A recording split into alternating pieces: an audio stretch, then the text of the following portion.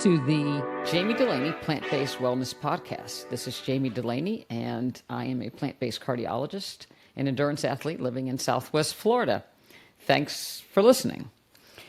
So, last episode I talked about my Leadville experience, and so as always, starting with a bit of a running update, a little bit of a niggle still, a little bit of a hamstring issue, tightness that ultimately when I came back home and started running on the flat, then got on the treadmill to do a hill, I noticed that that really kicked in. And so what I've discovered through all this is I believe I have a little bit of a psoas issue that probably limited me at Leadville as far as my climbing. I'm a flatlander. I do most of my training on the flat. I do my hills on a treadmill most of the time. So when I got out there, I really didn't realize how limited I was in climbing due to the psoas injury. So I do think that slowed me down a bit. But nevertheless, I've been working through that. Stretching didn't work out there. I continue to have a glute and a hamstring tightness.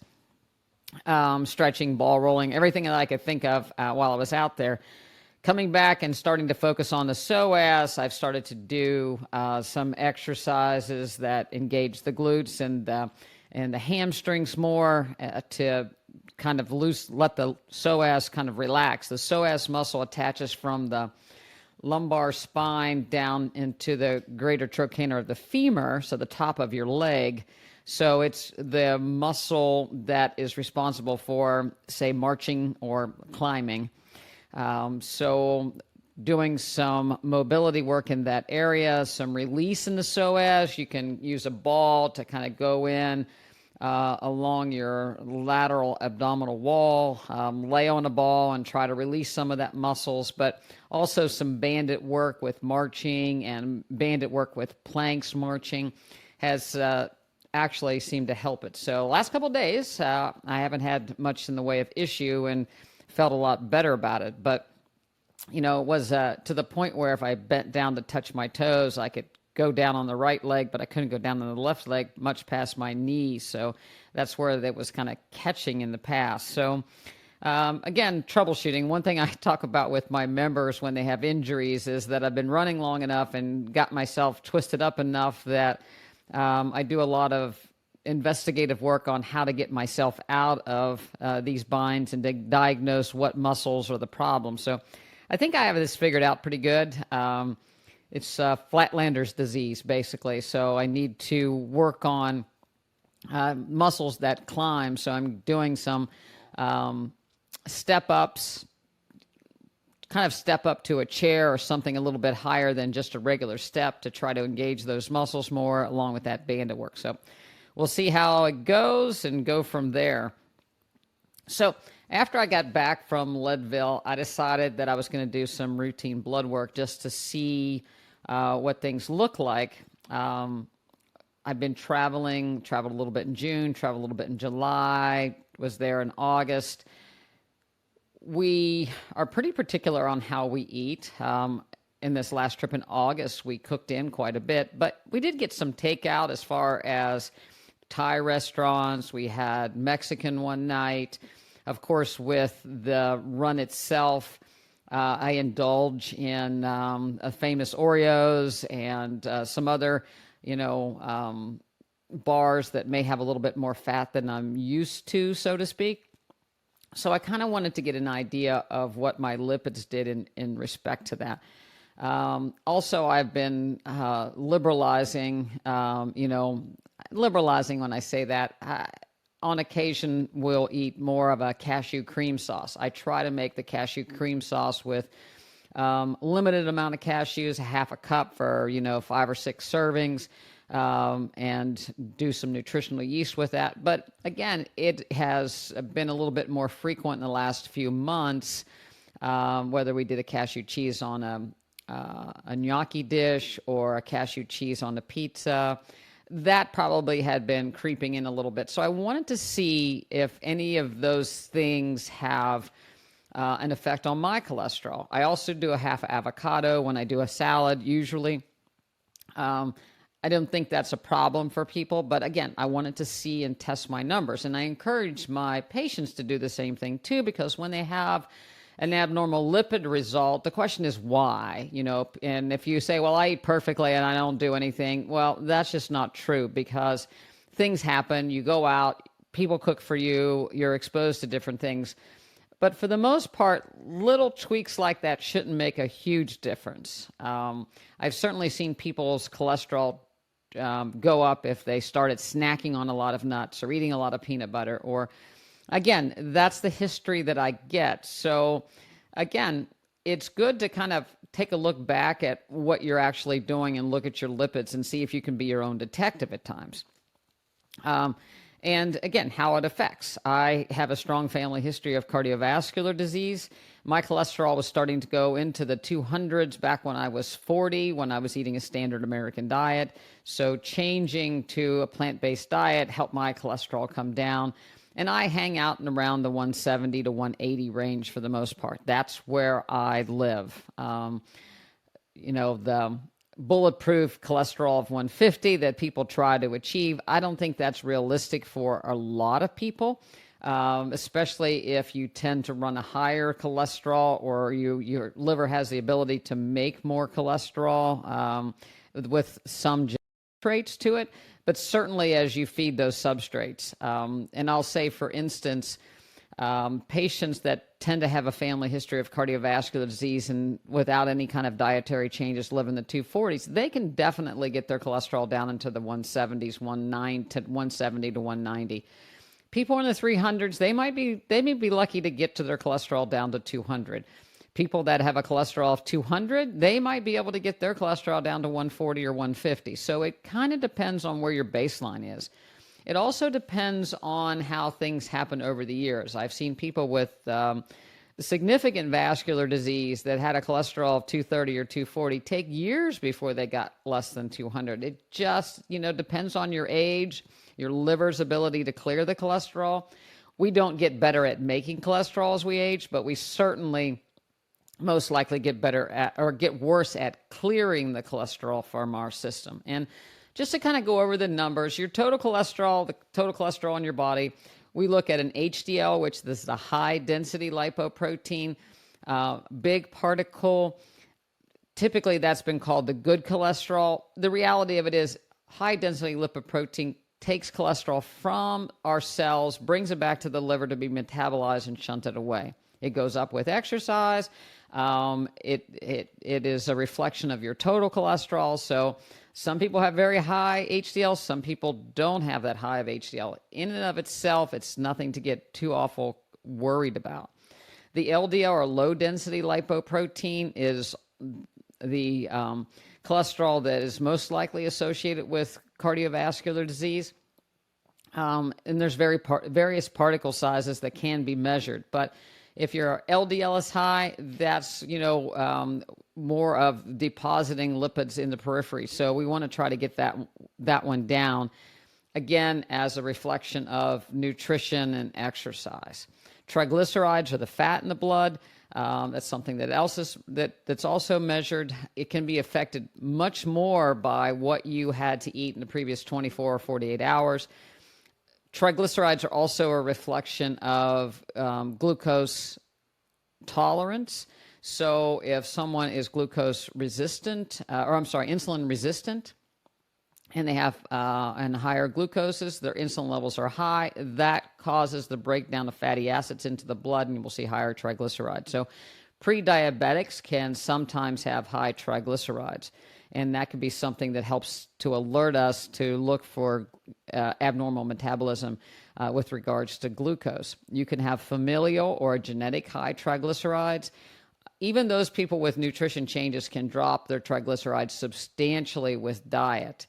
Some people say, well, fruit will cause your triglycerides to go up. It's usually in the company that it keeps. Fruit itself is not going to cause much of a problem, but it's fruit and the rest of the diet that might be an issue. So again, that's where we kind of try to dig deep into dietary history to see exactly what we're looking for.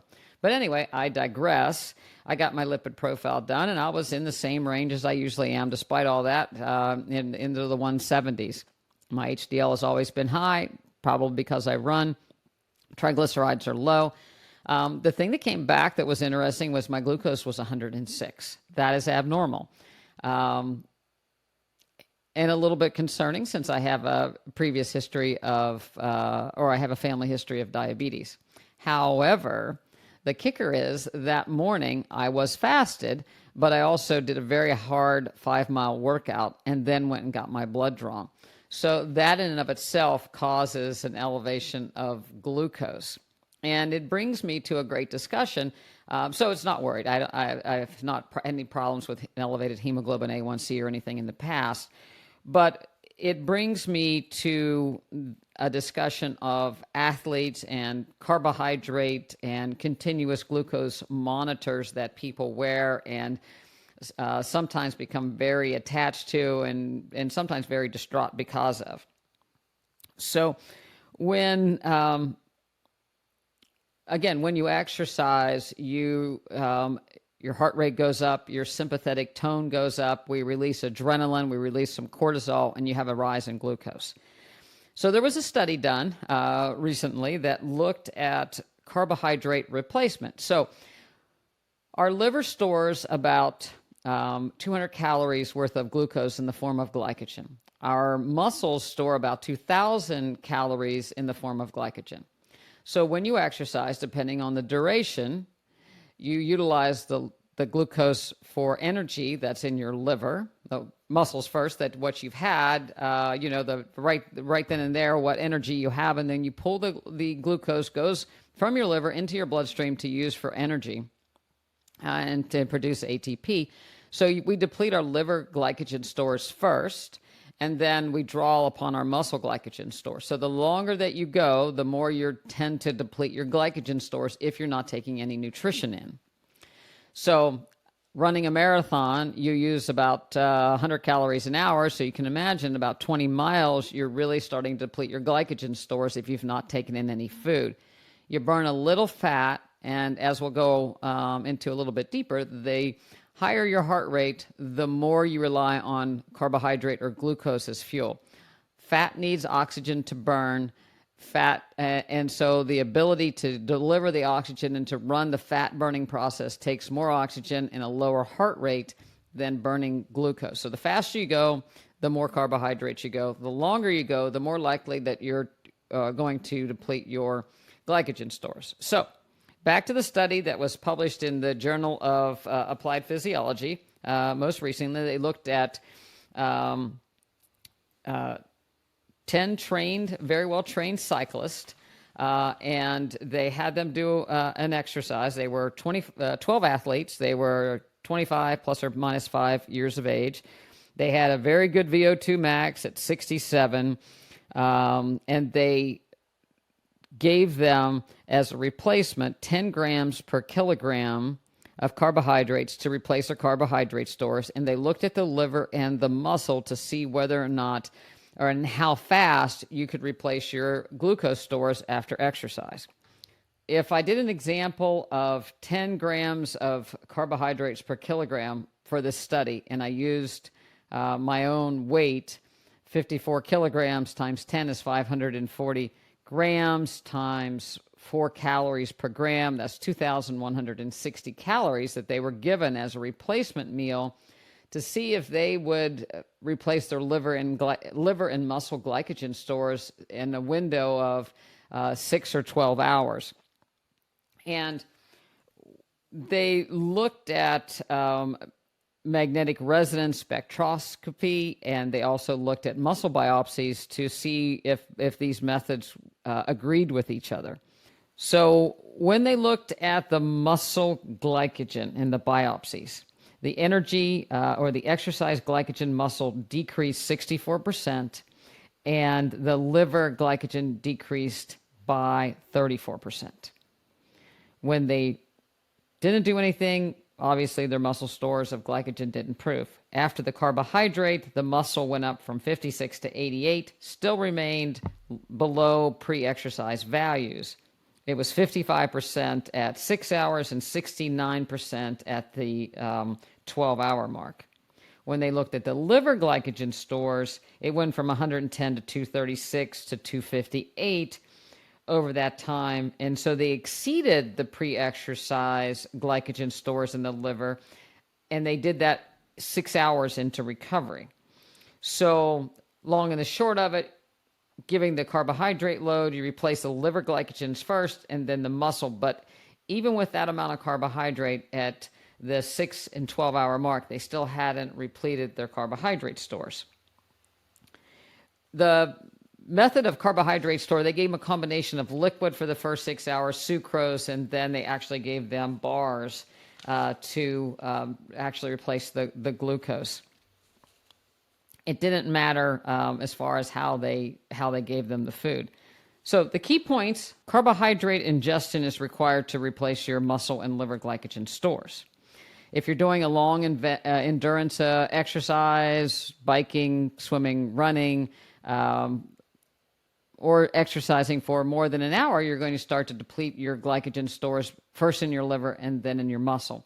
So you need to eat afterwards, and you need to replace your glycogen stores, and you replace your glycogen stores with carbohydrates. So many people get worried about eating carbohydrates or eating too much carbohydrates, and there have been a lot of publications or suggestions that endurance athletes may become pre-diabetic because they're ingesting so many carbohydrates during endurance events. Even to the point that some athletes are trying to eat fat instead of carbohydrates. But what's happening when you try to do ketosis or a keto diet during these exercise events, you're limited by the amount of fat you can burn given the oxygen. So at a long, slow, steady pace, people can become adapted to use mainly fat. But if you're trying to go faster, then you need carbohydrate. So when you exercise, you're burning, the faster you go, the higher your heart rate, more carbohydrate. If you're burning and you're exercising, your insulin goes down during that event. The adrenaline and cortisol are what is used to actually get some of these metabolic pathways started so that your muscle can take up the glucose from the bloodstream. And typically, athletes' insulin levels are very low. Their fasting levels are very low, but they may have an elevated glucose or even a hemoglobin A1C that's mildly elevated because, again, they are utilizing carbohydrates and there's a flux. When you look at a continuous glucose monitor, something that you wear on your arm that hooks via Bluetooth to your phone, and that may be a whole nother line of discussion if that's actually so good for us to have all these Bluetooth devices hooked onto us. But nevertheless, people get worried that their glucose goes up. Your glucose has to go up if you ingest carbohydrate in order to be able to utilize that glucose in your muscle, in your mitochondria to make energy. So it's not that it goes up. The problem is if it doesn't come down, and that is when someone's glucose resistant, that they can't, their glucose stays up indefinitely. But people that are eating frequently during an exercise, they're going to have more time during that exercise period that their glucose is up than down because, again, taking in continuous glucose that goes up and it goes down, it goes up and it goes down, not a problem. Storage is actually suppressed at that point. So if you're eating a bar while riding a bike, you're not going to store that carbohydrate as glycogen, nor are you going to store fat as in the form of triglycerides or fatty acids. So storage is decreased, utilization is turned on when you're exercising. Following exercise, then the insulin levels start to go up back towards normal, so that they respond normally to what you eat. So if you eat an apple, your glucose goes up, your insulin goes up, the glucose goes down, your insulin goes down. So when we look at the blood work of athletes, their fasting insulin is usually very low because they don't need it. Their glucose could be up because if they just exercise, they can actually have an elevated glucose. But as long as the insulin level is low, and then we look at things like in hemoglobin A1C, and hemoglobin A1C again, might reflect that they're taking a lot of carbohydrates over time. There's another test called a HOMA-AIR, which is basically a mathematical computation that uses fasting glucose times fasting insulin divided by 405. That calculation, again, fasting glucose times fasting insulin divided by 405.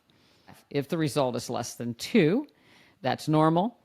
If somebody's 2 to 2.9, that suggests that they may be borderline insulin resistant. And if it's greater than 3, they most likely are insulin resistant.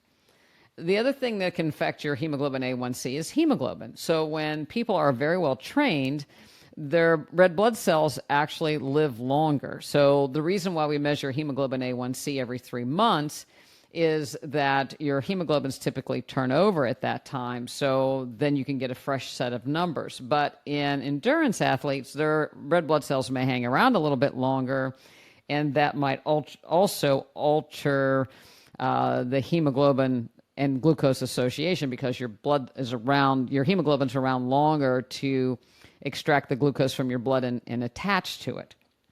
So I hope this sheds a little bit of light on continuous glucose monitoring and hemoglobin A1Cs and fasting glucoses. I will tell you that even in our athletic population or people that eat a high carbohydrate diet, we rarely see hemoglobin A1Cs out of the 5 range. Less than 5.5 is a normal number. But we see people 5.6, 5.7 on occasion. We rarely see people over 6 that have normal insulin resistance. But again, if that happens, then we look at those other markers to kind of put it all together. And that's where an adequate history and knowing somebody comes in more than just looking at blood tests. We also have type 1 diabetics that through a carbohydrate diet can achieve a hemoglobin A1C less than 6. So when we talk about a plant-based diet, the range is probably 80% carbohydrate, 10% fat, 10% protein. Sometimes it may be as low as 70% carbohydrates and 15% fat, 15% protein. Those numbers can vary a little bit. I think endurance athletes, people that are training, strength athletes, CrossFit athletes, probably should push the protein up a little bit so the carbohydrate will come down. But again, don't be afraid when you're training to utilize carbohydrates, because they are very efficient forms of energy, especially if you're doing activities that your heart rate is being pushed into a greater than, zone 3 type of thing. Zone 2, even high zone 2, high zone 3, people do better on a carbohydrate diet or carbohydrates during the activity. So, again, don't be afraid to eat, and don't be afraid to replace your carbohydrate stores, because over time, if you're chronically depleted, that's going to lead to decreased performance and increased fatigue. When I replete my carbohydrates, it's usually with real food. So I don't do a sucrose ingestion after exercise. I eat real food. So I eat a real breakfast during the week and resume eating real food afterwards. I find fruit is hydrating and also replace my glycogen stores pretty quickly. Gives me a bit of a boost. So a lot of fruit early on, and then to more complex carbohydrates associated with protein and, the little bit of fat that's in them. My protein sources, again, whole grains, potatoes, everything has protein in it, but the big sources, quinoa, beans, tofu, potatoes, whole grains.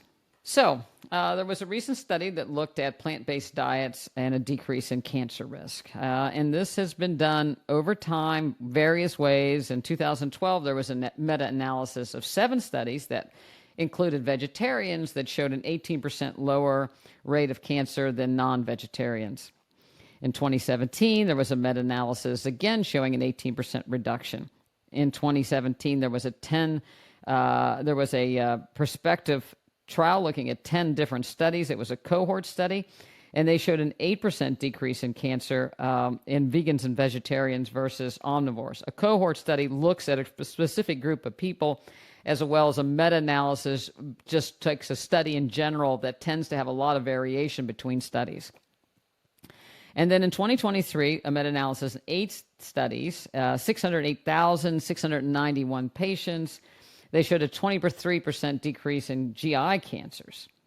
Most recently, January in Nature, they looked at the microbiome of vegetarians and vegans versus omnivores and how that associated with cancer. And they noted that vegans and vegetarians have a microbiome that is less cancer causing, less inflammatory than omnivores. And this was 20,000 over 21,000 people. And so the omnivore had a bacteria associated more with what we see in the microbiome of people with cancer. On and on as far as the benefits. Why do a plant-based diet? Again, because of the benefits not only from cardiovascularly, from metabolically, but if you look at just simple things as the fiber. So to get fiber to feed good, to make a good gut microbiome, plant-based diet. When, like we talked about 80-10-10 versus 70-15-15, when you start to decrease the carbohydrates in your diet, when you start increasing proteins, especially if you're doing animal sources, then you're starting to crowd out sources of fiber. When I replace my carbohydrate stores, or when I eat protein and my protein comes from beans, I'm also getting fiber. If you eat fish for your protein, you're not getting that fiber. Antioxidants, phytonutrients, again, all are associated with decreased inflammation, decreased blood vessel growth in cancer cells, and provide antioxidants that help decrease inflammation. The more animal products you put into that diet, the less of those that you actually have. The other thing that happens when you're eating a diet that's not plant-based is more acidic. So meat, animal products are associated with more acidity. Cancer likes to grow in a more acidic environment. So to increase your risk, to increase your alkalinity, which helps cells preserve themselves and help to maintain their function, an alkaline environment is beneficial, and it's much easier to do that on a plant-based diet than a keto diet, which is very acidic, or an animal-based diet. There were good results in all of these studies, just looking at whether people were vegan or vegetarian versus omnivores. As we know, vegetarians eat dairy and eggs a lot of times. So dairy has been associated with growth promotion that will promote cancers to grow. So if you're a vegan, plant-based, then you can expect even more benefit because you're not taking into those accounts in the growth promoters. The other thing that eggs and dairy and animals have are, again, they select for a microbiome that produces inflammatory markers.